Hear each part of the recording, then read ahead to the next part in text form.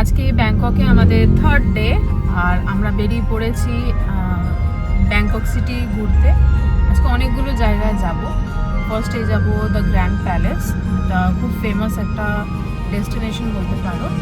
এটা royal palace, মানে এখানে আগে এখানকার রাজারা থাকতেন, এখন থাকেন না, এখন এটাকে ট্যুরিস্টদের জন্য ওপেন করে দেওয়া হয়েছে।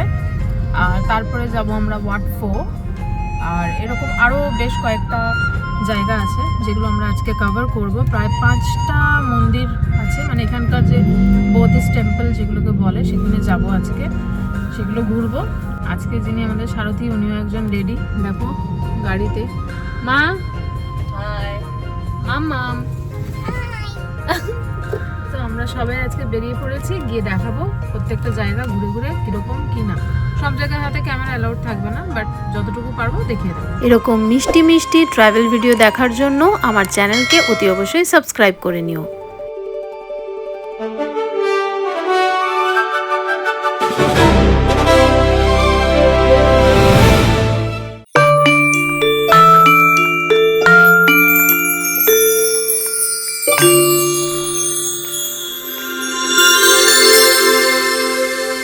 কালো ভ্রমর ইউটিউব চ্যানেলে আপনাদের সকলকে সাদর আমন্ত্রণ।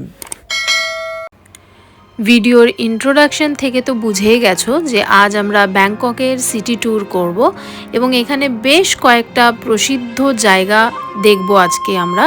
তো প্রথমেই আজ যেখানে আমরা যাচ্ছি সে জায়গার নাম হচ্ছে গ্র্যান্ড প্যালেস।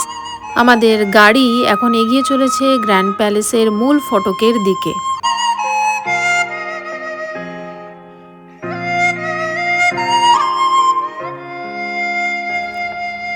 এই পুরো গ্র্যান্ড প্যালেসের দেওয়াল জুড়ে ছোট বড় মিলিয়ে প্রায় 12টি মূল ফটক রয়েছে, তবে ভিজিটারদের জন্য শুধুমাত্র একটি প্রবেশদ্বারই উন্মুক্ত করা রয়েছে।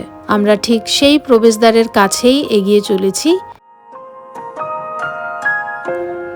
এই ডান দিকেই দেখতে পাওয়া যাচ্ছে গ্র্যান্ড প্যালেস এবং তার উল্টো দিকে বাঁ হাতে এখন যে জায়গাটা আমরা দেখছি সেটি হচ্ছে থাইল্যান্ডের ডিফেন্স মিনিস্ট্রির সদর দপ্তর।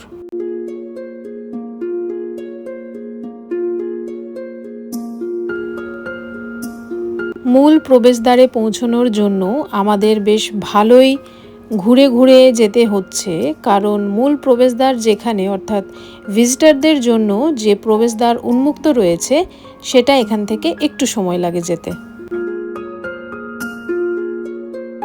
ভাবুন তো, এমন একটি জায়গার কথা যেখানে পা রাখলেই চারপাশে সোনা আর রত্নপাথরের চকমকে আলো আপনার চোখ ধাঁধিয়ে দেবে।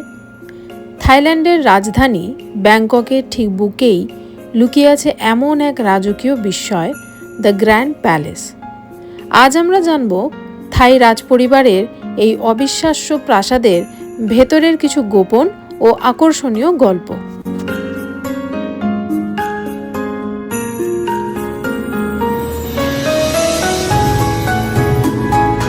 1782 সালে রাজা প্রথম রামার হাত ধরে এই প্রাসাদের নির্মাণ কাজ শুরু হয়। প্রায় 150 বছর ধরে এটি ছিল থাইল্যান্ডের রাজা, রাজদরবার এবং সরকারের প্রশাসনিক কেন্দ্র। যদিও বর্তমান রাজা এখানে স্থায়ীভাবে থাকেন না, তবুও রাজকীয় বিয়ে, অভিষেক বা যে কোনো বড় জাতীয় উৎসব এখনো এই প্রাসাদেই ধুমধাম করে উদযাপন করা হয়। এখানে ঘুরতে গিয়ে বেশ কয়েকটা বিষয় নজরে পড়ল, যেরকম রয়েছে ড্রেস কোড। যেহেতু এটি একটি অত্যন্ত পবিত্র স্থান, তাই কাঁধ ও হাঁটু ঢাকা মার্জিত পোশাক পরে যেতে হবে। ছেঁড়া জিন্স বা স্লিভলেস জামা পরে ভেতরে ঢোকা একেবারেই নিষিদ্ধ। আমি যেহেতু আগে থেকেই এই নিয়মের কথা জানতাম, তাই একটা শ্রাগ এক্সট্রা ব্যাগে ক্যারি করেছিলাম। গ্র্যান্ড প্যালেসের ভেতরে থাইল্যান্ডের সবচেয়ে পবিত্র বৌদ্ধ মন্দির ওয়াট ফ্রা কাও বা এমারাল্ড বুদ্ধ মন্দির অবস্থিত। মন্দিরটির প্রধান আকর্ষণ হল একটি মাত্র মূল্যবান জেড পাথর খোদাই করে তৈরি ছোট্ট সবুজ একটি বুদ্ধ মূর্তি। এটি মূলত থাইল্যান্ডের রাজপরিবার এবং সাধারণ মানুষের কাছে গভীর শ্রদ্ধার প্রতীক। তবে মজার ব্যাপার হলো থাইল্যান্ডের ঋতু পরিবর্তনের সাথে সাথে থাই রাজা নিজে এসে এই বুদ্ধ মূর্তির পোশাক বদলে দেন। থাই জনগণের বিশ্বাস এই মূর্তিটি পুরো দেশের সমৃদ্ধি ও সুরক্ষার প্রতীক। থাই সংস্কৃতির ইতিহাস, ঐতিহ্য আর রাজকীয় সৌন্দর্যের এক নিখুঁত মেলবন্ধন এই গ্র্যান্ড প্যালেস। ব্যাংকক গেলে এই জায়গায় যেতে একদম ভুলবেন না। স্থানীয় সময় সকাল 8:30 থেকে বিকেল 3:30 পর্যন্ত এটি খোলা থাকে এবং পর্যটকদের জন্য টিকিটের মূল্য এখানে 500 থাই বাট, অর্থাৎ ইন্ডিয়ান মানি হিসেবে প্রায় 1,500 টাকা মতো।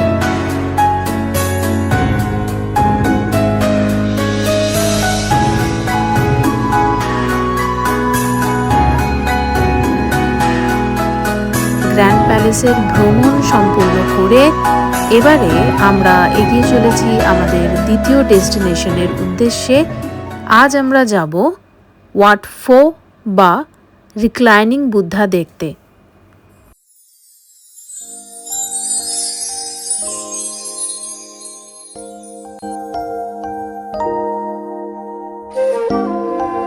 চলে এসেছি আমাদের দ্বিতীয় ডেস্টিনেশন আজকের ওয়াট ফোতে, যেটাকে আমরা রিক্লাইনিং বুদ্ধা হিসেবেও জেনে থাকি। আর ঢোকার সাথে সাথেই চোখে পড়লো এরকম বিশালাকৃতি থালার মতন ঘন্টা বাজানোর একটি যন্ত্র, যা থেকে বেশ সুন্দর ঘন্টার ধ্বনি নিঃসৃত হচ্ছিল। ব্যাংককের বুকে এমন এক বুদ্ধ মূর্তি আছে যা দৈর্ঘ্যে একটি বড় বাঁশের চেয়েও 4 গুণ লম্বা এবং পুরোটি সোনার চাদরে মোড়ানো। হ্যাঁ, আজ আমরা জানব ব্যাংককের অন্যতম প্রাচীন এবং পবিত্র মন্দির ওয়াট ফো এবং এর ভেতরের বিশ্ববিখ্যাত শায়িত বুদ্ধ সম্পর্কে। তবে তার আগে একটি তথ্য দিয়ে রাখি, এই যে সবার কাঁধে সবুজ রঙের ব্যাগ দেখতে পাচ্ছ, এগুলোতে কিন্তু নিজের জুতো ক্যারি করে চলতে হয়। এই মূর্তিটির দৈর্ঘ্য 46 মিটার, অর্থাৎ প্রায় 151 ফুট এবং উচ্চতা 15 মিটার, মানে প্রায় 49 ফুট। মূর্তিটির ভেতরের কাঠামোটি ইট ও প্লাস্টার দিয়ে তৈরি, যার উপর নিখুঁতভাবে সোনার প্রলেপ দেওয়া হয়েছে। বুদ্ধ মূর্তির পায়ের পাতাগুলো বিশেষভাবে নজরকাড়া। এগুলো প্রায় 3 মিটার উঁচু এবং 4.5 মিটার চওড়া। পায়ের পাতায় ঝিনুকের খোলস দিয়ে অত্যন্ত সূক্ষ্মভাবে বুদ্ধের 108টি শুভ লক্ষণ বা প্রতীক ফুটিয়ে তোলা হয়েছে। এই মন্দিরের প্রধান ভবন অর্থাৎ শায়িত বুদ্ধের হল থেকে বেরোনোর পর চারপাশের মনোরম পরিবেশ এবং ছোট ছোট বাগানগুলো অবশ্যই একটি চমৎকার শান্ত আবহ তৈরি করতে পারে। অত্যন্ত ছায়াশীল এবং মনোরম যে বাগান এখানে আমরা দেখতে পাচ্ছি, তাতে রয়েছে একটি সুন্দর ফোয়ারা এবং একটি জলাশয়, যাকে স্থানীয়ভাবে ক্রোকোডাইল পন্ড বলা হয়। তবে ভয়ের কিছু নেই, বর্তমানে এখানে কোনো কুমির থাকে না। পুকুরটির ঠিক মাঝখানে একটি কৃত্রিম পাথুরে পাহাড় তৈরি করা রয়েছে, যা চীনা ও থাই স্থাপত্যের মিশ্রণে তৈরি। এর চারপাশে রয়েছে চমৎকার সব বনসাই, কলা গাছ এবং নানা রঙের ফুলের গাছ। পুকুরের জলে রঙিন মাছের খেলা দেখতে পাওয়া যায়। মন্দিরের হাঁটার ক্লান্তি দূর করতে পর্যটকরা এই বাগানের পাথরের বেঞ্চে বসে বিশ্রাম নেন এবং আমরাও সেই রকমই করেছিলাম। ওয়াট ফোর প্রাঙ্গণে ছোট বড় প্রায় 24টি রক গার্ডেন ছড়ানো রয়েছে। এর মধ্যে একটি অন্যতম সুন্দর অংশ হল সুয়ান মিসাকাওয়ান।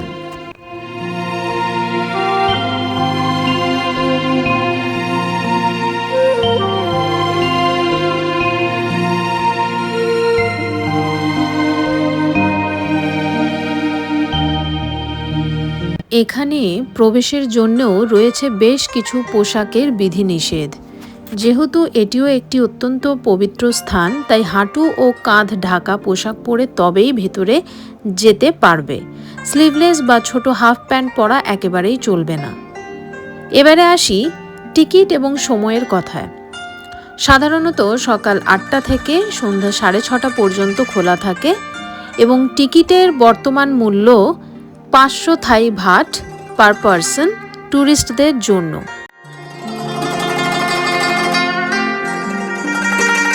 এই বাগানের ঠিক পাশেই দাঁড়িয়ে রয়েছে 91টি ছোট বড় পাগোডা। এই স্তূপগুলোর গায়ে হাজার হাজার রঙিন চীনামাটির টুকরো দিয়ে নিখুঁতভাবে ফুলের নকশা তৈরি করা হয়েছে। দূর থেকে দেখলে মনে হয় যেন পুরো মন্দির প্রাঙ্গণ জুড়েই পাথরের ফুল ফুটে আছে। সূর্যের আলো যখন এই রঙিন সেরামিকের ফুলের ওপর পড়ে তখন চারপাশটা ঝলমল করে ওঠে, যা ক্যামেরাবন্দি করা একেবারেই অসম্ভব।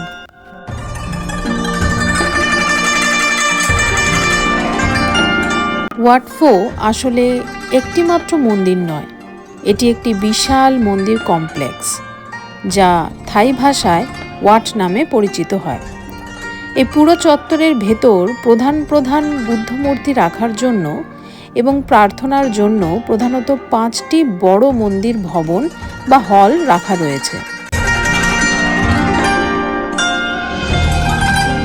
ওয়াট ফো ঢোকার মুখেই দেখিয়েছিলাম যে বিশাল আকৃতি থাই টেম্পল গং রাখা রয়েছে এবং মন্দির প্রাঙ্গণ ঘুরতে ঘুরতে আরও একবার দেখা পেলাম সেই বিশাল আকৃতি থালার মতন থাই টেম্পল গং, এবং আবারও আমরা মা মেয়ে দুজনে মিলেই সেটাকে বাজানোর লোভ সামলাতে না পেরে চলে গেলাম। এবং আমাদের ছাতাটি যেহেতু পড়ে যাচ্ছিল, তাই একজন ভদ্র মহিলা এসেই, সম্ভবত ওখানকারই কোনো লোকাল একজন মানুষ, উনি এসে ছাতাটি তুলে দিলেন। কি সুন্দর ওনাদের ব্যবহার। এখন আমরা চলে যাচ্ছি ওয়াট ফোর দর্শন শেষ করে ব্যাংককের অন্যতম সুন্দর এবং ঐতিহাসিক মন্দির ওয়াট অরুণ দেখতে। আর এই ওয়াট অরুণে যাওয়ার জন্য আমাকে পার হতে হচ্ছে থাইল্যান্ডের লাইফ লাইন, যার নাম চাও ফ্রায়া রিভার।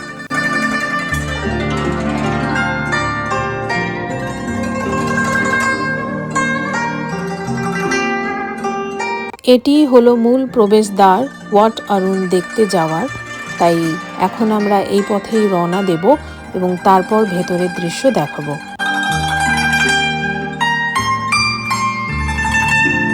ব্যাংককের চাও ফ্রায়া নদীর তীরে দাঁড়িয়ে থাকা এই অসাধারণ সুন্দর মন্দিরটি হলো বিখ্যাত ওয়াট অরুণ বা the temple of dawn. Bangkok ঘুরতে এসে এখানে আসেননি এমন পর্যটক খুঁজে পাওয়া কঠিন। আজকের ভিডিওতে আমরা জানব কেন এই মন্দিরটি এত স্পেশাল। চলুন একসাথে ঘুরে দেখি ওয়াট অরুণ। প্রথমেই বলি এর নাম ওয়াট অরুণ কেন। হিন্দু দেবতা অরুণের নাম অনুসারে এই মন্দিরের নামকরণ করা হয়েছে, যার অর্থ ভোরের আলো।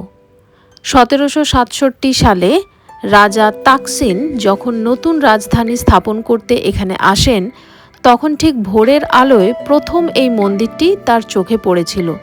তবে এই মন্দিরের সবচেয়ে বড় আকর্ষণ হলো এর স্থাপত্য শৈলী। খেমার স্টাইলে তৈরি এই মন্দিরের প্রধান টাওয়ার বা প্রাং প্রায় 70 থেকে 80 মিটার উঁচু, আর একটু কাছে গিয়ে ভালো করে দেখতে পাওয়া যায় পুরো মন্দিরটি সাজানো হয়েছে হাজার হাজার রঙিন চীনা মাটির টুকরো এবং ঝিনুক দিয়ে। কথিত আছে প্রাচীনকালে চীন থেকে আসা জাহাজের ওজন ধরে রাখার জন্য এই চীনা মাটির বাসনগুলো আনা হয়েছিল, যা পরে এই মন্দিরের কারুকার্যে ব্যবহার করা হয়।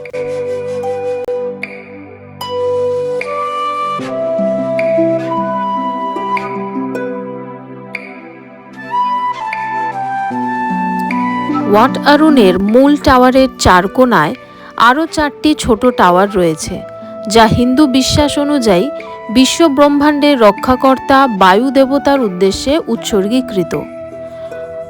আপনি যখনই এই মন্দিরের মূল চত্বরে প্রবেশ করবেন, তখন দেখতে পাবেন বিশাল সব যক্ষ বা গার্ডের মূর্তি, যারা মন্দিরটিকে পাহারা দিচ্ছে। মন্দিরের ভেতরে রয়েছে অত্যন্ত শান্ত ও সুন্দর একটি বুদ্ধ মূর্তি, যা স্বয়ং রাজারাম দ্বিতীয় ডিজাইন করেছিলেন বলে মনে করা হয়।